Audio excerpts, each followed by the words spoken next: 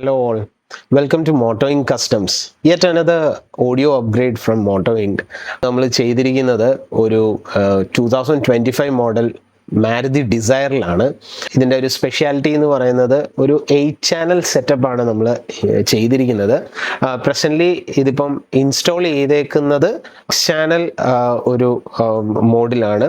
അപ്പോൾ നമുക്ക് ഇതിനെ 8 ചാനലിലേക്ക് ഫ്യൂച്ചറിൽ നമുക്ക് കൺവേർട്ട് ചെയ്യാൻ നമുക്ക് ഒരു 3-വേ ആക്റ്റീവ് സെറ്റപ്പോ എന്തെങ്കിലും കസ്റ്റമറിന് ആവശ്യം വന്നാൽ ചെയ്യാവുന്ന ഒരു രീതിയിലാണ് നമ്മൾ ഇത് ചെയ്തിരിക്കുന്നത്.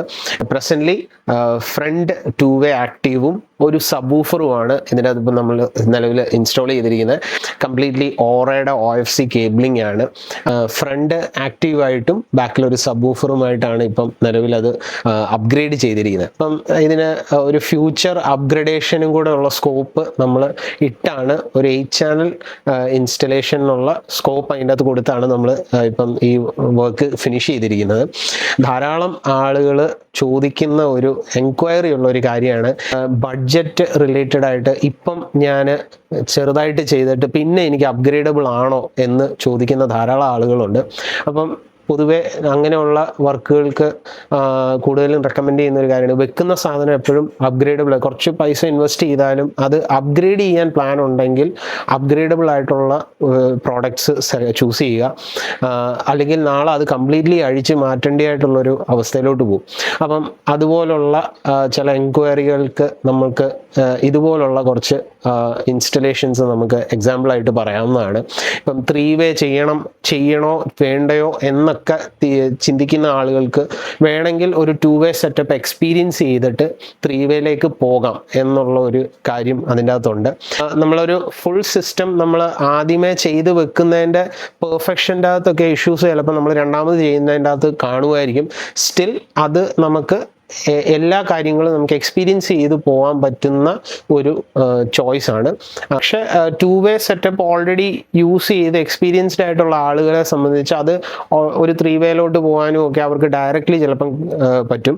പക്ഷേ നമുക്ക് എൻക്വയറി വരുന്ന കൂടുതൽ ആളുകളും ചിലപ്പം 2-വേ എക്സ്പീരിയൻസ് ചെയ്യാത്ത ആളുകൾ കാണും. അപ്പം അവരെ സംബന്ധിച്ച് ആദ്യം എക്സ്പീരിയൻസ് ചെയ്തിട്ട് പിന്നെ 3-വേയിലേക്ക് പോകണോ എന്ന് ചിന്തിക്കുന്നവരൊക്കെ ആണെങ്കിൽ ഇങ്ങനെ ഒരു ഓപ്ഷൻ നല്ലതാണ്. അപ്പം നമുക്ക് ഈ വർക്ക് ഒന്ന് കണ്ടു നോക്കാം.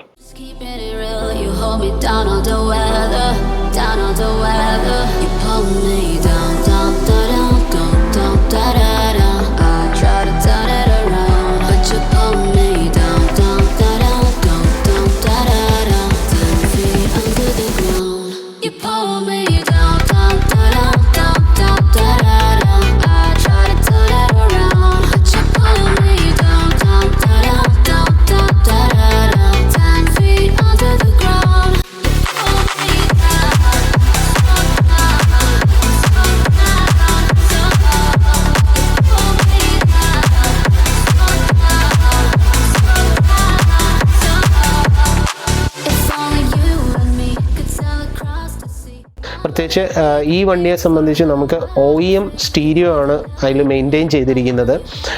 അതിൽ വയർലെസ് ആൻഡ്രോയിഡ് ഓട്ടോ കാർപ്ലേ എല്ലാ ഫങ്ഷൻസും ഉള്ളതുകൊണ്ട് തന്നെ നമ്മളത് ചേഞ്ച് ചെയ്യുന്നില്ല.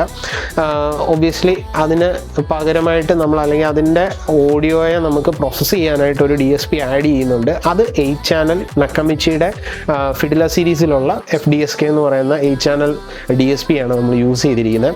അതിൻ്റെ കൂടെ തന്നെ നക്കമിച്ചിയുടെ തന്നെ ക്ലാസ് AB-യിൽ വരുന്ന ഒരു 5 ചാനൽ ആംപ്ലിഫയറും യൂസ് ചെയ്തിട്ടുണ്ട്. ഫ്രണ്ടിൽ 2-വേ കമ്പോണൻസ് ആണ് ഹർമൻ കാർഡിൻ്റെ ആണ് യൂസ് ചെയ്തിരിക്കുന്നത്. നക്കമിച്ചിയുടെ ഒരു 12-ഇഞ്ച് DVC സബ്വൂഫർ 400 വാട്ട്സിൻ്റെ ഒരു ബേസിക് സബ്വൂഫറാണ് നമ്മൾ ഇതിൽ കൊടുത്തിരിക്കുന്നത്. അത് ഫൈബർ മോൾഡ് ചെയ്തൊക്കെയാണ് ഇൻസ്റ്റാൾ ചെയ്തിരിക്കുന്നത്. മാക്സിമം ഡിക്കി സ്പേസ് കളയാത്ത രീതിയിൽ, എന്നാൽ ഭാവിയിൽ അപ്ഗ്രേഡബിൾ ആയിട്ടും പിന്നെ കുറച്ച് ഫാൻസി ആയിട്ടുള്ള ഇലിമിനേഷനോ മറ്റു കാര്യങ്ങളൊക്കെ കൊടുക്കണമെങ്കിലും അതിനുള്ള രീതിയിൽ റാക്കൊക്കെ ഡിസൈൻ ചെയ്തിരിക്കുന്നത്.